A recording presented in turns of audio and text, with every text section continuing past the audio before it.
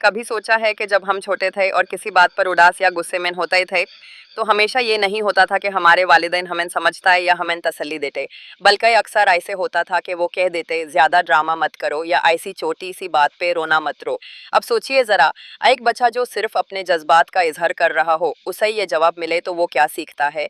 वो सीखता है कि उसके जज्बात की कोई अहमियत नहीं। वो सीखता है कि जब उसे दुख हो या गुस्सा आए तो बेहतर है कि वो चुप रहे, वरना उसे दांता जाएगा या नजरअंदाज किया जाएगा। यही होती है इमोशनल नाबालिगी की बुनियाद। और ये सिर्फ एक बच्चे तक महदूद नहीं रहती, ये एक सिलसिला बन जाता है, नस्लों तक चलता है। इमोशनल नाबालिगी का मतलब होता है कि कोई शख्स चाहे जितना भी बड़ा हो, उसे अपने जज्बात को पहचानना, समझना और हेल्थी तरीके से इजहार करना नहीं आता। और जब ऐसे लोग वालिदैन बन जाते हैं तो वो अपने बच्चों के इमोशंस को भी समझने में नाकाम रहते हैं। ये वो लोग होते हैं जो शायद अपने बचपन में खुद भी समझ नहीं पाए गए। शायद उनको भी कभी ये नहीं बताया गया कि उनके जज्बात वैलिड हैं, कि रोना, गुस्सा होना या उदासी महसूस करना एक इंसानी फितरत का हिस्सा है। अब मैं आपसे एक कहानी शेयर करता हूँ। एक लड़का था, नाम मान लीजिए अली। अली जब छोटा था उसका अब्बू हमेशा उसे कहते, मर्द कभी नहीं रोता। अली जब कभी उदास होता उसे कह दिया जाता, इतना कमज़ोर मत बन। उसे कभी ये नहीं समझाया गया कि दुख और कमज़ोरी अलग चीज़ें होती हैं। उसे ये सिखा दिया गया कि हर इमोशन को दबा दो। अब अली बड़ा हो गया है, लेकिन अब जब उसका खुद का बेटा उसे कहने आए, पापा स्कूल में मुझे दोस्ती में दुख हुआ, तो अली के पास जवाब नहीं। वह उसे कहता है, स्ट्रांग बनो, ऐसी छोटी छोटी बातों से कुछ नहीं होता। क्या हो रहा है यहाँ? सिलसिला रिपीट हो रहा है। ये समझना बहुत ज़रूरी है कि इमोशनल मैच्योरिटी किसी एज का मसला नहीं है। आप 40 साल के होकर भी इमोशनली इमेच्योर हो सकते हो अगर आपने कभी अपने अंदर के बच्चे से बात नहीं की। इमोशनल नाबालिगी में इंसान दूसरों के जज्बात को समझने के बजाय या तो उन्हें इग्नोर करता है, या उनका मजाक उड़ाता है, या उन्हें ओवर रिएक्ट समझता है। और सबसे अफसोस की बात यह है कि जब ऐसे पेरेंट्स अपने बच्चों से यह रवैया रखते हैं तो वो बच्चा ज़िंदगी भर ये समझता है कि उसका दुख, उसकी बात, उसकी फीलिंग्स किसी के लिए इम्पॉर्टेंट नहीं है। और जब आपके जज्बात को बार बार दबाया जाता है तो एक वक्त आता है जब आप खुद भी उन फीलिंग्स को महसूस करना बैंड कर देते हो। आप सिर्फ सर्वाइव करते हो, ज़िंदगी नहीं जीते।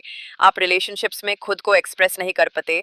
आप हर वक्त अप्रूवल के लिए तरसते हो या फिर हर बात पे डिफेंसिवनेस में चले जाते हो। ये सब कुछ उसी बुनियादी कमी का नतीजा होता है जो बचपन में मिला या ना मिला। लेकिन ये सिलसिला यहीं रुक सकता है जब हम ये बात समझ जाते हैं कि हमारे पेरेंट्स शायद खुद अपने जज्बात से अनजान थे, तो हम उन्हें माफ़ कर सकते हैं। लेकिन माफ़ी का मतलब ये नहीं कि हम वही पैटर्न अपने बच्चों के साथ रिपीट करें। माफ़ी का मतलब ये है कि हम वो सिलसिला यहीं रोकें। हम सीखें कि जज्बात को महसूस कैसे किया जाता है, इज़हार कैसे किया जाता है, और दूसरे के जज्बात को इज्जत कैसे दी जाती है। आज से अपने अंदर के उस बच्चे से बात करना शुरू करो जो कभी समझा नहीं गया। उसे ये कहो कि मैं तुम्हें सुनता हूँ, तुम्हारा दुख हकीकी है, तुम्हारी उदासी वैलिड है, और मैं यहाँ हूँ तुम्हारे साथ। ये समझना ज़रूरी है कि इमोशनल मैच्योरिटी सीखी जा सकती है। और जब आप ये सीख जाते हो तो आप सिर्फ अपने लिए नहीं बल्कि अपनी आने वाली नस्लों के लिए भी रोशनी का रास्ता बनाते हो। और अगर आज तक किसी ने आपसे ये नहीं कहा तो सुनो, आपके जज्बात इंपॉर्टेंट हैं, आप सुने जाने के लायक हैं। कभी आपने किसी छोटे बच्चे को देखा है जो सिर्फ इसलिए चुप हो गया हो क्योंकि उसने फील किया कि उसकी बात कोई नहीं सुन रहा? शायद उसका दिल टूटा था या वो सिर्फ किसी की अटेंशन चाहता था, लेकिन जवाब मिला, इतना रोना धोना क्यों, मर्द बन, या फिर चुप कर जा, कुछ नहीं हुआ। ये वो लम्हा होता है जहाँ एक बच्चा पहली बार सीखता है कि उसके जज्बात की कोई वैल्यू नहीं है। बचपन में जब हम किसी तकलीफ या गम का इजहार करते हैं तो हमें सिर्फ एक चीज़ चाहिए होती है, हमदर्दी।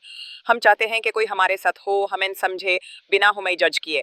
लेकिन जब वालिदैन इमोशनली इमेच्योर होते हैं तो वो ऐसे रिस्पॉन्सेज देते हैं जो बच्चे को इमोशनल लेवल पर रिजेक्ट कर देते हैं। उनका फोकस बच्चे के फीलिंग्स को समझने के बजाय उसे ठीक करने पर होता है, जैसे कि इमोशंस किसी फॉल्ट की तरह हैं जो रिपेयर होने चाहिए। सोचो, अगर आप किसी से कह रहे हो कि आप उदास हो और सामने वाला सिर्फ इतना कह दे तो क्या हुआ? और लोगों के साथ भी होता है, आपका दिल और टूट जाता है। आप फील करते हो कि आप अकेले हो। यही एक्सपीरियंस होता है एक बच्चे का जब उसके पेरेंट्स उसके जज्बात को ट्रिवियलाइज करते हैं।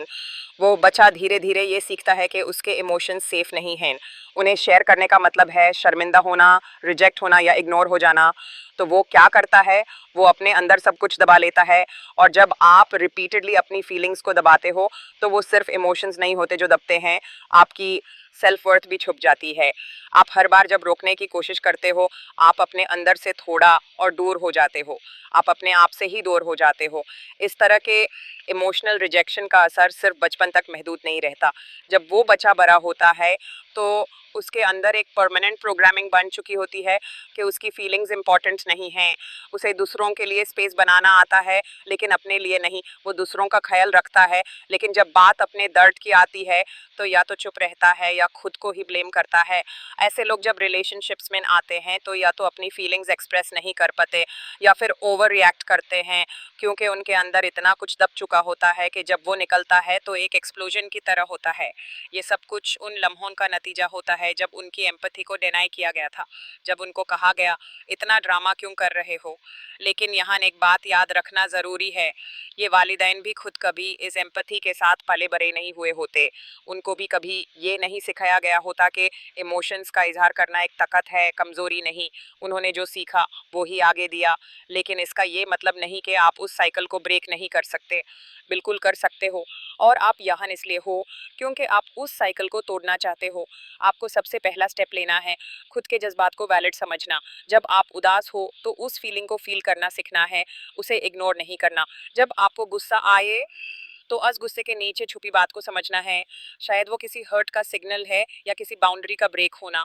आप जितना अपने इमोशंस को समझने लगते हो, आप उतना ज़्यादा अपने पास्ट से आज़ाद होने लगते हो, आप अंदर से हील करने लगते हो।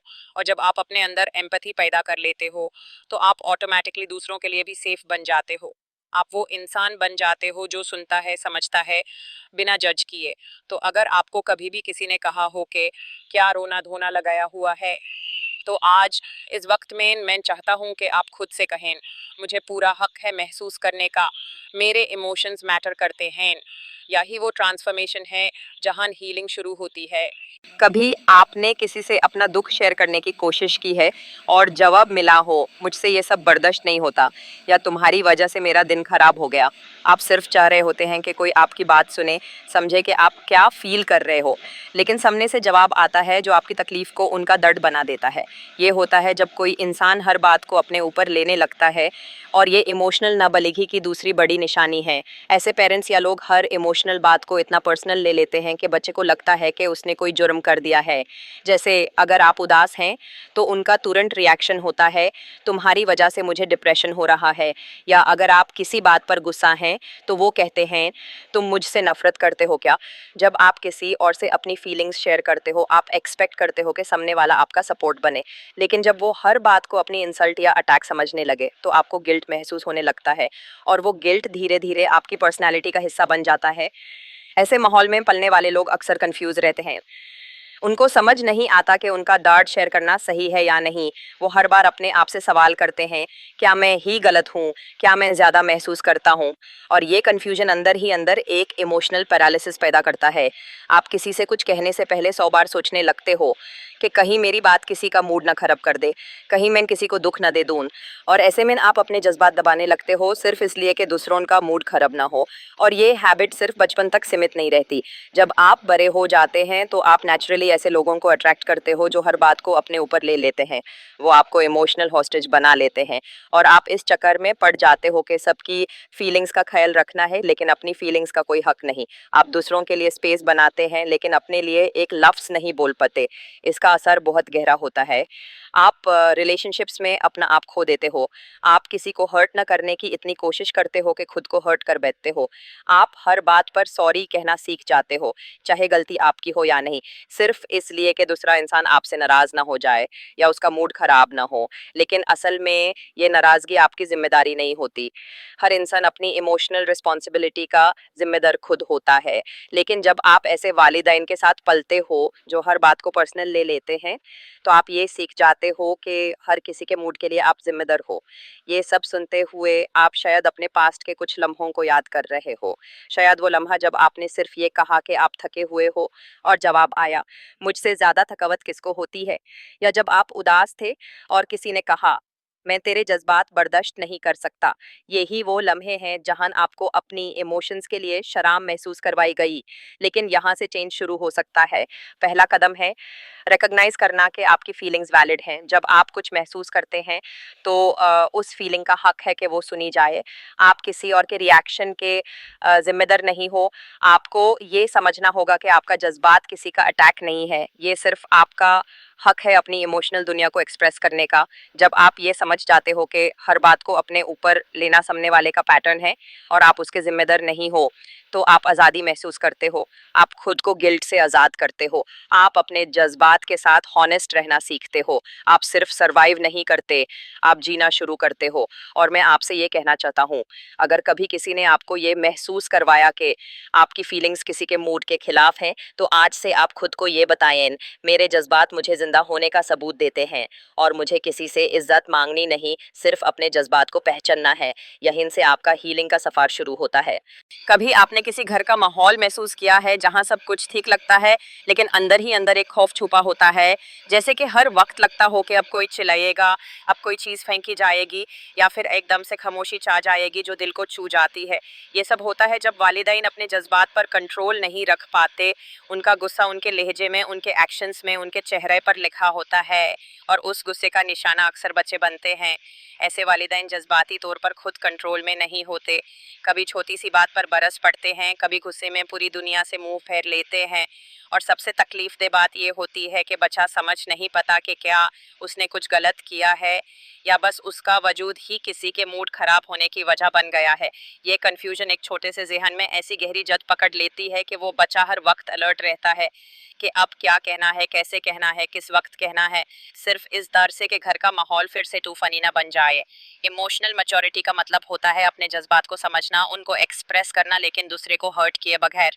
लेकिन जब पेरेंट्स खुद इमोशनली इमेच्योर होते हैं तो उनके लिए गुस्सा बस एक तरीका बन जाता है अपने स्ट्रेस, फ्रस्ट्रेशन और दुख को निकलने का। ऐसे में वो सिर्फ पेरेंट्स नहीं होते, वो खुद भी इमोशनल एज में बच्चों जैसे बन जाते हैं और घर में बच्चा, असली बच्चा, उनका बर्दाश्त बन जाता है। बचपन में जब आप बार बार किसी का गुस्सा चिल्लाना या गुस्से में चुप्पी बर्दाश्त करते हैं तो आपका दिमाग इस बात की ट्रेनिंग लेने लगता है कि पीस इज अनसेफ। जब सब ठीक होता है तो भी आपका ज़हन कहता है कि ये सुकून बस थोड़ी देर का है। ये जिंदगी में हर इंसान चाहता है कि उसे बिना शर्त के मोहब्बत मिले, ऐसी मोहब्बत जो उसकी हर बात, हर जज्बा, हर कमी के बावजूद कायम रहे। लेकिन जब आप ऐसे वालिदैन के साथ पले बड़े होते हैं जिन्हें कंट्रोल का शौक होता है और कनेक्शन की ज़रूरत महसूस ही नहीं होती, तो ये बेसिक इंसानी ज़रूरत अधूरी रह जाती है। ऐसे वालिदैन का प्यार कंडीशनल होता है। जब तक आप उनकी हर बात मान रहे हैं, जब तक आप उनके स्टैंडर्ड्स के मुताबिक चल रहे हैं, तब तक आप प्यारे हैं। लेकिन जैसे ही आप अपनी सोच का इजहार करते हैं, किसी बात से इख्तिलाफ करते हैं या अपने लिए कोई अलग रास्ता चुनते हैं, उनका लहजा, उनकी बॉडी लैंग्वेज और उनका रवैया बदल जाता है। ये वो लोग होते हैं जो रिश्ते में बराबरी के जज्बे को नहीं समझते। उनके नज़दीक रिश्ता एक कॉन्ट्रैक्ट है जहाँ सिर्फ उनकी शर्तें चलेंगी। आपको इज्जत तब मिलेगी जब आप उनका हुक्म मानें, और अगर आप किसी बात पर अपनी सोच रखना चाहें तो आपको नफरमन या बेअदब कह दिया जाता है। ये डायनामिक्स एक इमोशनल डेजर्ट क्रिएट करती है जहाँ बच्चा मोहब्बत का प्यासा रहता है, लेकिन उसे मिलता है सिर्फ कंट्रोल और हुकूमत का एहसास। और सबसे ज़्यादा दर्द इस बात का होता है कि आप समझते हैं कि शायद आप ही में कोई कमी है।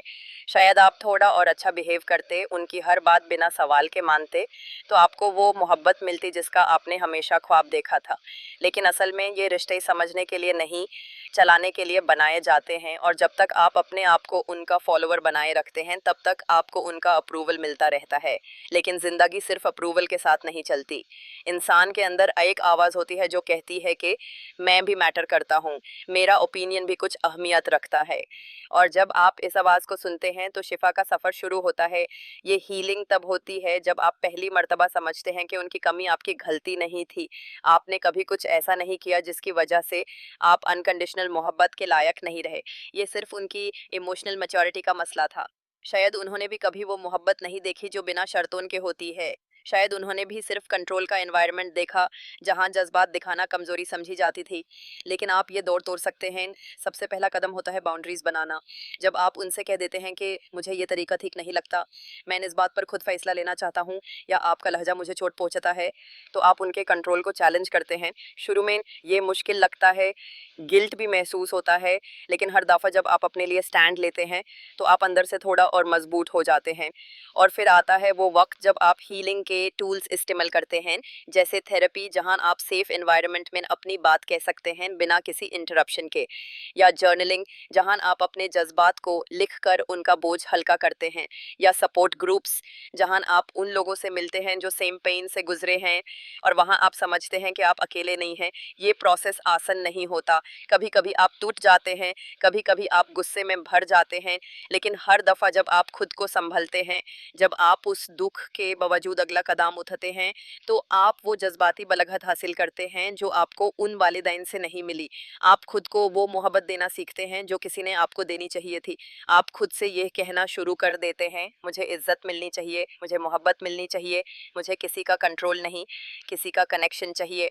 और जब ये बात दिल से निकलकर ज़ुबान तक आती है तो उसी वक्त हीलिंग असल में शुरू होती है। इस सफ़र का सबसे खूबसूरत हिस्सा ये है कि आप अब अपने ज़ख्मों के गुलाम नहीं रहे। आपने उन दर्द भरी यादों को समझा, महसूस किया और फिर उनसे आगे बढ़ने का फ़ैसला किया। आपने खुद को वो इज़्ज़त दी जो हमेशा से आपका हक थी। इमोशनल मैच्योरिटी का मतलब सिर्फ जज्बात को समझना नहीं बा। इस सफ़र का सबसे खूबसूरत हिस्सा ये है कि आप अब अपने ज़ख्मों के गुलाम नहीं रहे। आपने उन दर्द भरी यादों को समझा, महसूस किया और फिर उनसे आगे बढ़ने का फ़ैसला किया था। आपने खुद को वो इज़्ज़त दी जो हमेशा से आपका हक थी। इमोशनल मैच्योरिटी का मतलब सिर्फ जज्बात को समझना नहीं, बल्कि उन्हें इज़्ज़त देना भी है, और सबसे पहले अपने जज्बात को। अगर आज आप इस वीडियो से कुछ सीख पाए हैं, अगर आपको लगा कि किसी ने आखिर आपके दर्द को अल्फाज दिए हैं, तो एक अहम काम ज़रूर करें, अपने जैसे किसी और तक ये बात पहुँचाएं। और अगर आप चाहते हैं कि आप इस सफ़र में अकेले ना हों, तो हमारे चैनल को सब्सक्राइब करें। यहाँ हर वीडियो आपको जज्बाती राहत, समझ और हिम्मत देगी जो शायद कहीं और मुश्किल से मिलती है।